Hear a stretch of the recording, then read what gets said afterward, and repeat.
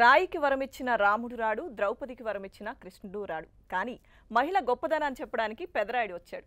Hello Sampoornesh గారు. Hi అండి. మీ అందరికీ పండుగ శుభాకాంక్షలు. ముందుగా మీకు టెన్ టీవీ ప్రేక్షకులందరికీ సంక్రాంతి శుభాకాంక్షలు. ఓకే, సో డైలాగ్తో స్టార్ట్ చేసాం.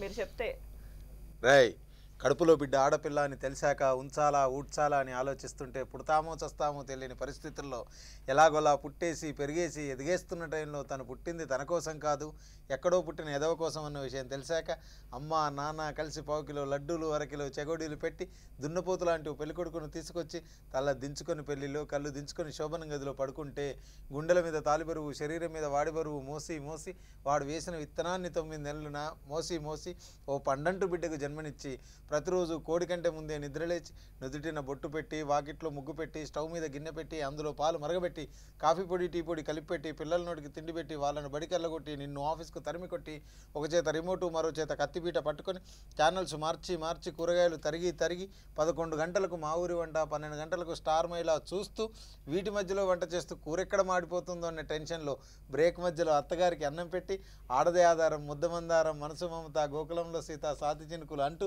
పగలు రాత్రి తేడా లేకుండా సీరియల్లో సమస్యల్ని తన సమస్యలుగా భావించి బరువెక్కిన గుండెతో అలసొచ్చిన భర్తకు గుప్పెడంత మాడిపోయిన ఉప్మా పెట్టి అప్పుడు తిని పడుకుంటుంది. అది రాడదంటే అలాంటి నీ భార్యను వదిలేస్తావా బ్రెడీ ఫుల్? సూపర్. ఓకే, సో అయితే ఇంత పెద్ద డైలాగ్ కదా, ఎలా చెప్పగలిగారు? అంటే నాకు ఫస్ట్ నుంచి డైలాగులు చెప్పడం చాలా ఇష్టం అండి. ఎందుకంటే హృదయకాలయంలో కూడా చాలా పెద్ద పెద్ద డైలాగులు రాశాడు స్టీవెన్ శంకర్ గారు. ఇది కూడా సేమ్. అంటే తను ఫస్ట్ ఈ కొబ్బరిమట్ట అనుకున్నప్పుడు ఒక 2 పెద్ద డైలాగులు ఉండాలనుకోండి, ఇంకోటి 3.5 నిమిషాల డైలాగ్ ఉంటుంది సింగిల్ టేక్. ఓకే, అది ఇంకా సినిమాలో చూడాలి. అంటే ఇప్పుడు చెప్పరా? ముందే చెప్పేసారా అడుగుతా. ఓకే, సో ఇంత పెద్ద డైలాగ్ ఫస్ట్ మీకు చెప్పినప్పుడు ఏమనిపించింది? నాకు ఒక 5 డేస్ ముందు ఈ పేపర్ ఇచ్చారు, పాలకొల్లో షూటింగ్ జరుగుతుంది అంటే నేను ఎప్పుడు ఉంటుంది అన్న ఈ డైలాగ్ అని అడిగా. నువ్వు ఎప్పుడు రేపంటే రేపే అన్నారు. అసలు రేపు అంటే ఇంత పెద్ద చెప్పడం ఏంటి అనుకున్నా. అంటే అది క్లియర్గా చదివి అర్థమయ్యేసరికి 2 రోజులు పట్టింది. అంటే షూటింగ్కి వెళ్ళి వచ్చిన తర్వాత ఒక 4-5 డేస్ ఎర్లీ మార్నింగ్ 4 గంటలకు లేచి రోజు 1 అవర్ అలా ప్రాక్టీస్ చేశా. అది అక్కడ పాలకొల్లో ఒక 200 మంది జనాలు, అందరూ ఇలా అసలు ఎప్పుడైపోద్ది అన్నట్టుగా ఉన్నారు. అసలు చాలా హ్యాపీ అనిపించింది. ఆ రోజు ఒకటే సింగిల్ టేక్లో అయిపోయింది. ఓకే, ప్యాకప్ చేసేది, దాని తర్వాత షూట్ లేదు. మేము వెళ్ళిపోవాలి, నెక్స్ట్ డే మేము వెళ్ళిపోవాలి, హైదరాబాద్ బ్యాక్ వచ్చేసేయాలి. అండ్ లైట్ పోతుంది, ఆ టైంలో లైట్ పోతుంది. సంపూ చెప్తాడా చెప్పడా, ఆ టైం అయిపోతే మళ్ళీ మాకు మళ్ళీ షూటింగ్కి లైటింగ్ నెక్స్ట్ డే ఉండదు, షూట్ లేదు. Okay, yeah it was like suspense like అందరూ హోల్డ్ చేసుకుని వెయిట్ చేసి సింగిల్ టేక్ లో ఇచ్చేసాడు. మళ్ళీ అదొక చిన్న డౌట్ ఉండే, ఎలా తీద్దాం అంటే కెమెరా ఇలా పెట్టి స్టాండ్లో అలా తీద్దామా అసలు ఏంటి అనేది. దానికి ముజీర్ గారు కెమెరామెన్ అండి, తను గురుగారు చోటకే నాయుడు శిష్యుడు, చాలా పెద్ద పెద్ద సినిమాలు చేశాడు. తనకి విషయం చెప్తే ఒక 2 నిమిషాలు ఉంటుందండి డైలాగు అంటే ఇంకా తను బాగా చిన్న ట్రాక్ వేసి బాగా చేసాడు. Single take. Okay, so Rupak గారు అయితే కొబ్బరిమట్ట మూవీలో ఇంత పెద్ద డైలాగ్ పెట్టాలని ఎందుకు అనిపించింది? అంటే అది మొత్తం స్టీవెన్ శంకర్ గారి డెసిషన్ అండి. బేసికలీ స్టోరీకి సంబంధించి, డైలాగ్ సంబంధించి ఎవ్రీథింగ్ అంతా తన decision. Is the producer and writer for that. So తనకి మొత్తం ఐడియా ఉంది, తను ఒక్కరే హృదయకాలయం తనే director and writer and producer. So he has whole grip about సంపుకి ఎట్లా రాస్తే బాగుంటుంది, సంపుని ఎంత ఎలివేట్ చేయాలి, అండ్ ఫిలింలో ఎక్కడ హైలైట్స్ ఉండాలి, ఎంత లెంతీ డైలాగ్ ఉండాలి, అండ్ సంపు కెపాసిటీని పెంచే నెక్స్ట్ రేంజ్లో ఉండాలి. ఆబ్వియస్లీ ఉదయకాలయం సంపో చూసిన తర్వాత సేమ్ టీమ్తో మళ్ళీ కొబ్బరిమట్టకు వచ్చాము. సో నెక్స్ట్ రేంజ్లో ఉండాలి, ఏం చేయాలని it's all his strategy. Okay, Steven Shankar గారు. ఓకే, సో ఇషిక కొబ్బరిమట్ట మూవీలో ఆపర్చునిటీ ఎలా వచ్చింది మీకు? Because I worked in Hridaya Kalyam, I think the same team followed. When I was shooting with them in Hridaya Kalyam, the rapport which I maintained, it was more like a family production house. Okay. So I never felt like they are casting me and I'm working for them.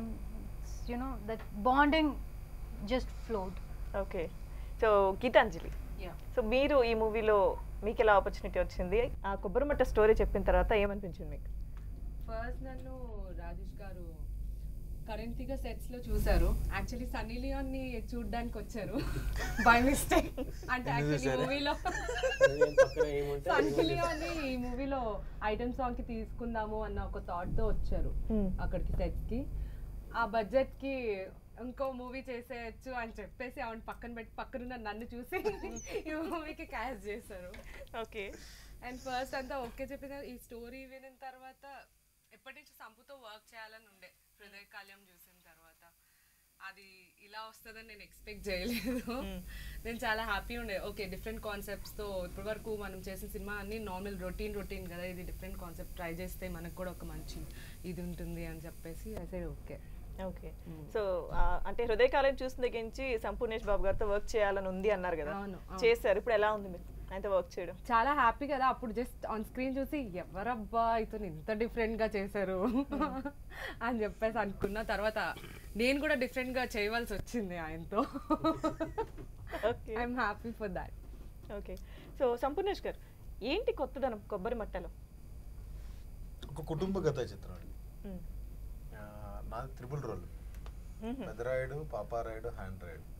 ఇంకోటి ఏంటి? Hand Rayudu. Okay.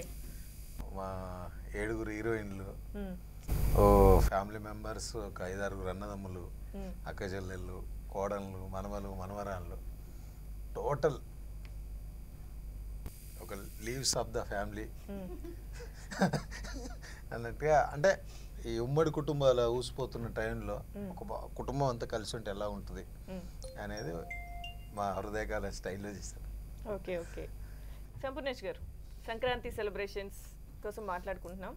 మీరు ప్రత్యేకంగా ఏం చేస్తారు? మూవీస్లో మీరు ప్రత్యేకంగా ఏదో ఒకటి చేస్తుంటారు కాబట్టి పండగకి ఏం చేస్తారు? మామూలేండి. మామూలేనా? మామూలే.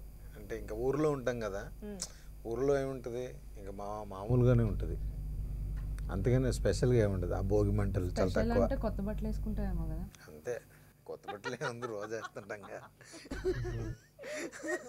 చెప్పాలి మీరు కూడా నెక్స్ట్ ఇప్పుడు. ఓకే, సరే చెప్పండి. మీరు ఏం చేస్తారు? నువ్వు అదే చెప్పేదాన్ని, ఉదయాన్నే లేచి కొత్త అది కాకుండా ఇంకోటి చెప్పేశారు కాబట్టి. డైలీ అయితే నేను చాలా లేట్ లేస్తా, ఒకవేళ షూట్ లేకపోతే. ఆ రోజు మాత్రం కొంచెం తొందరగా లేస్తా, అదే 8 గంటలకు. మూవీస్ సంగతి ఏంటి? మూవీస్ అంటే ఫెస్టివల్కి వెళ్తూ ఉంటాం. నార్మల్ యూజువల్గా ఎప్పుడో రిలీజ్ అవుతుంటే వెంటనే పేరెంట్స్తో వెళ్తూ ఉంటాం. కొబ్బరిమట్ట దగ్గరికి వచ్చేద్దాం మళ్ళీ ఒకసారి. మన ప్రసన్నాంజనేయులు గారు, సో ఈ మూవీలో మీరు ఒక మంచి క్యారెక్టర్ చేశారు, సో దాని గురించి చెప్పండి. నాకు ముందుగా 10 టీవీ ప్రేక్షకులకు సంక్రాంతి శుభాకాంక్షలు. నాకు ఈ అవకాశం సాయి రాజేష్ గారు ఇచ్చారండి. సాయి రాజేష్ గారికి చాలా కృతజ్ఞతలు. అయితే డైరెక్టర్ గారు కూడా నాకు మంచి సపోర్ట్ చేశారు. ఈ అన్నిటికంటే కూడా బండింగ్ స్టార్ మా సంపూర్ణేష్ బాబు గారు, ఆయన నాకు ప్రతి సెకండ్ ఈ పిక్చర్లో నాకు మంచి సపోర్ట్గా ఇలా చేయాలి అలా చేయాలని కొంచెం నాకు మంచి సపోర్ట్గా ఉన్నారు. దీంట్లో నేను ఆచార్య క్యారెక్టర్ చేశాను, పెద్దరాయుడు గారు పిఏ గారు.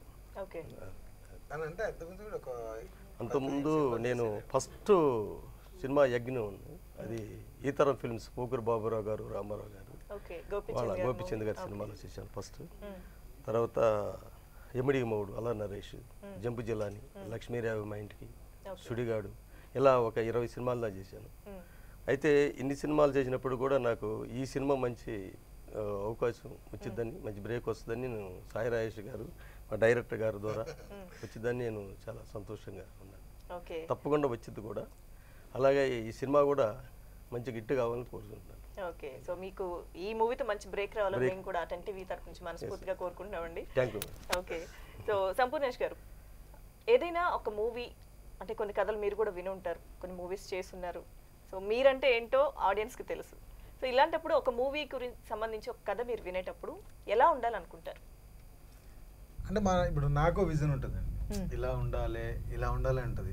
కానీ మనకు చెప్పిన వాళ్ళు వాళ్ళకో విజన్ ఉంటుంది, వాళ్ళు రకంగా ఊహించుకుంటారు. కాబట్టి అంటే చాలాసార్లు రెండు సేమ్ అవ్వవు, చాలా తక్కువ అవుతుంటాయి. అంటే వాళ్ళు ఒక విజన్లో వస్తారు, చాలామంది చెప్తుంటారు, వింటుంటాం, ఓ ఓకే ఇలా కూడా తీయొచ్చా అంటే ఎప్పటికప్పుడు విన్నప్పుడు మనకు కొత్తదనం. ఇప్పుడు ఎవరన్నా సార్ నా దగ్గర కథ ఉంది సార్, స్టోరీ ఉంది సార్ అంటే నేను మామూలుగా ఫ్రీ ఉన్నప్పుడు రమ్మని చెప్తా.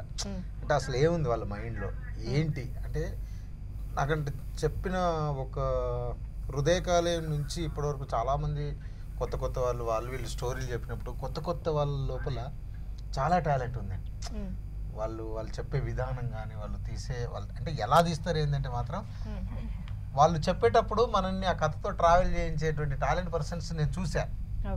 కాకపోతే వాళ్ళు ఏమంటారు సార్ మీరు ప్రొడ్యూస్ చేయండి సార్ నేను డైరెక్షన్ చేస్తాను. బాబు నేను అంత చేయలేనబ్బా, మీకు ప్రొడ్యూసర్ ఉంటే మనం కలిసి చేద్దాం, నేను కూడా టీం వర్క్గా. ఇలా రకరకాల జర్నీ జరుగుతుంటది. అంటే మీరు కొన్ని కథలు విన్నానని ఇప్పుడు చెప్పారు కదా, స్టోరీ నెరేట్ చేసేటప్పుడు వాళ్ళది ఎలా తీయగలరు, అది స్క్రీన్ మీద ఎలా ఉంటుంది అనేది ఆ ఇమాజినేషన్ ఏమైనా వస్తుంది అంటారా? అంటే వాళ్ళు చెప్తుంటే మనని కథతో పాటు ట్రావెల్ చేయిస్తారు. అలా చేయించగలగాలంటారా? చేయిస్తారు అంటే రకరకాలు చెప్తారండి. ఇప్పుడు అంటే అందరూ అలా చెప్పారని చెప్పా. ఇప్పటికీ నాకు వాళ్ళు ఒక 5-6 మాత్రం టచ్లో ఉన్నారు. ఏమంటే 100% చేద్దాము అంటే వాళ్ళు సార్ చేద్దాం సార్ మంచి కథ సార్ అంటే నేను చెప్తా వద్దు ఇంకా ప్రశాంతంగా చేద్దాము, ఎప్పుడో ఒక టైం వస్తుంది, మీకు టాలెంట్ ఉంది చేసే ఓపిక ఉంది, నాకు చేయాలన్న కసి ఉంది, వస్తుంది, ఇవన్నిటికి ఒక టైం రావాలండి, నేను ఫ్యూచర్లో ఎప్పుడే కానీ జర్నీ చేద్దాం అన్నట్టు అలా చెప్తూ ఉంటుంటా. కానీ బాగా అనిపిస్తుంటుంది కథలు వింటుంటే. ఒక్కొక్కరు ఒక్కొక్క డిఫరెంట్ స్టైల్లో చెప్తుంటారు. ఓరేంటి అంటే మీరు కొత్త సార్ మీకు చెప్పలేకపోతున్నాను అంటారు, వాళ్ళ మైండ్లో ఏదో ఉంటుంది. ఒక 2-3 టైమ్స్ అయితే కానీ కొంచెం ఫ్రీగా చెప్పగలుగుతారు. ఓకే, కొబ్బరిమట్ట స్టోరీ మీరు విన్న తర్వాత ఏం నచ్చింది మీకు అందులో? సంపు కాకుండా ఇంకో సంపు ముగ్గురు సంపులు కాకుండా ఏంటి పెద్దరాయుడు, పాపారాయుడు, నెక్స్ట్ ఆండ్రాయిడ్, ఈ ముగ్గురు కాకుండా ఇంకేం నచ్చింది? Actually, it is a humorous film, comedy film. So the first film, I never thought it will be a successful film, Hridaya Kalyam, but it was an unexpected blockbuster hit. Okay. So then I thought, let me rest my mind and I'll just follow what they do, because whatever they do, they are best.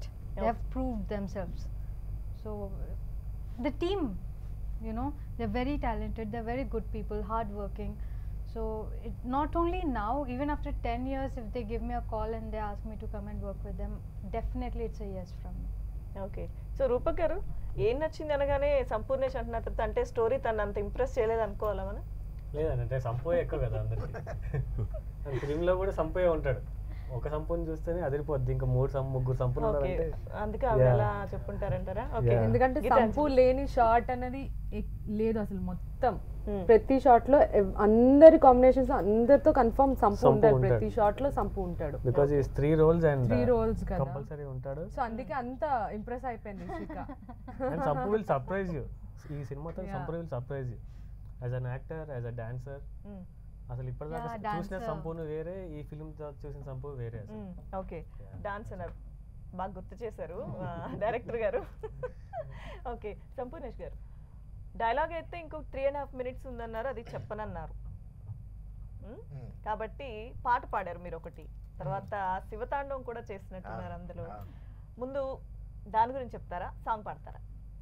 Song అంటే ఇప్పుడు పాడలేను కానీ dance గురించి చెప్తా. 2 లైన్లు పాడేసాను పర్లేదు. Song last లో అంటే మాకు కూడా, అంటే ఆడియన్స్ కూడా ఒక ఎక్స్పెక్టేషన్ ఉంటుంది కదా, సంపు గారు ఎలా పాడారు ఏంటి, ఓకే ఇది థియేటర్ లో చూడాలి అని చెప్పి అక్కడ వరకు రప్పించాలి కదా, దానికి ఇది కూడా అవుతుంది. అంటే వాళ్ళు మామూలుగా డాన్స్కి వస్తారు, మొన్న రిలీజ్ అయిన ట్రైలర్ అంత పెద్ద డైలాగ్ వస్తారు, మళ్ళీ పాట పెడితే లైవ్ లో వాళ్ళకి నచ్చలేనుకో, మళ్ళీ రాకపోతే మళ్ళీ ప్రాబ్లం అయిపోద్ది. మీరు తప్పించుకోవడం చెప్తున్నారు, ఖచ్చితంగా నచ్చుతుంది.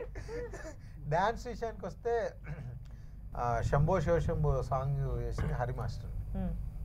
తను రూపక్ గారికి మంచి ఫ్రెండ్, డైరెక్టర్ గారికి ఫస్ట్ టైం తను ఒక 3 versions చేసుకొచ్చాడు. అంటే నాకు ఇలా అంటే వాళ్ళకు సాంగ్ ఇవ్వగానే ఇలా సంపుకైతే ఇలా ఉంటుంది అని వాళ్ళకు మైండ్లో చేసుకొచ్చారు. తను 3 సార్లు రిజెక్ట్ చేసాడు తను. అంటే నాకు ఇలా ఉండాలి అంటే డ్యాన్స్ జరగాలి, ఆ డ్యాన్స్ చూస్తే చూసే వాళ్ళకు ఏంటో నవ్వు రావాలి. ఓకే, అలా అని చెప్పేసి లాస్ట్ ఒకటి సెలెక్ట్ చేసి దాన్ని ఒక 1 వీక్ అట్లా ప్రాక్టీస్ చేసి చేయించాను. బాగా దానికి ఆ ట్రైలర్, చిన్న ట్రైలర్ గురుగారు పూరి గారి చేతుల మీదుగా రిలీజ్ చేస్తే మంచి రెస్పాన్స్ వచ్చింది. అలా ఆల్మోస్ట్ మూడు సాంగులు అంటే 5 పాటలు, 3 సాంగుల మీద డ్యాన్స్ మాత్రం సూపర్గా ఉంటుంది. అది పాపారాయుడు సాంగ్. రెండోది పెద్దరాయుడు సాంగ్, వీళ్ళిద్దరితోటి దాంట్లో కూడా పెద్దరాయుడు లాస్ట్ ఇషిక చనిపోయే ముందు ఒక చిన్న కోరిక అడుగుతుంది అనమాట. లేదు మనం చేసింది సాంగ్ కదా. దాంట్లో 1 నిమిషం 40 సెకండ్లు సింగిల్ స్టెప్ ఉంటుంది. అది విజయ్ అని నా ఫ్రెండ్, తను కొత్తగా ఇంట్రడ్యూస్ చేసాము. తను కూడా సేమ్, తను ఒక 2-3 రకాలుగా చేసుకొచ్చిన తర్వాత సంపు ఇంతకంటే ఎక్కువ చేయలేడండి కాదు అంటే, లేదు నువ్వు సంపుని మర్చిపో, నువ్వు అయితే ఎలా చేస్తావు, ఒక పెద్ద హీరోకి ఎలా చేస్తావు అలా చేసుకొని తీసుకురా అంటే సేమ్ అది తీసుకొచ్చి చూసిన తర్వాత వెంటనే నచ్చి ఏమైనా చేయి నాకు అది చూపించారు.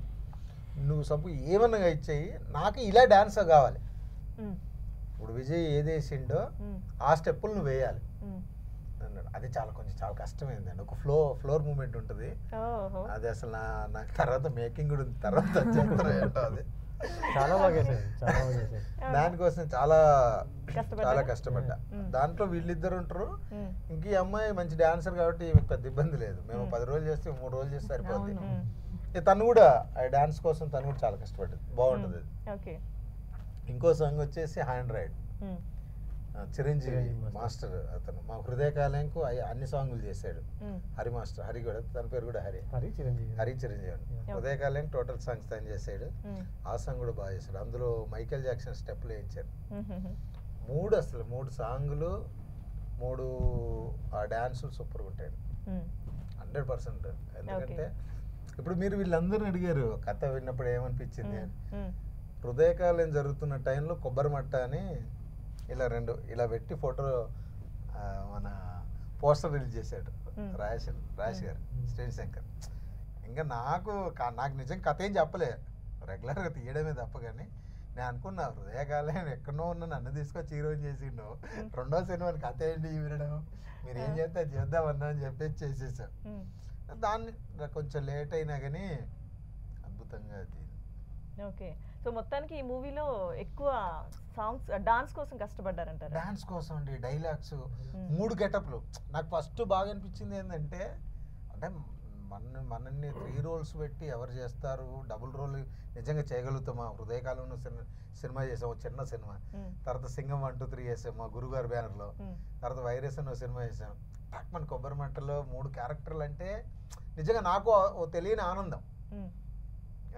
దానికి డైరెక్టర్గా రూపగారు అంటే ప్రతి క్షణం నాకు ఒక చిన్న గుర్తు చేసేవాడు. ఇప్పుడు నువ్వు పెద్దరాయుడు స్టెప్గా ఉండాలి, మోహన్ బాబు గారికి గుర్తు తెచ్చుకో. ఇప్పుడు నువ్వు పాపారాయుడు, మళ్ళీ నువ్వు పెద్దరాయుడులా ఉంటున్నావు అంటే ఆ గొంతు వేరు చేసాను డైలాగులు చెప్పించేటప్పుడు. ఆండ్రాయిడు ఇంకా నువ్వు యంగ్, ఇంకా నీ ఇష్టం, ఇది ఒక్కటి మాత్రమే నీ ఛాన్స్, ఈ 2 మాత్రం మా ఛాన్స్. ఛాలెంజింగ్ కానీ అదే అంటున్నా, ఎందుకంటే ఇంత త్వరగా ఏ హీరోకి కూడా నిజంగా అది రానటువంటి గొప్ప అవకాశం నిజంగా నా అదృష్టంగా భావిస్తున్నాను.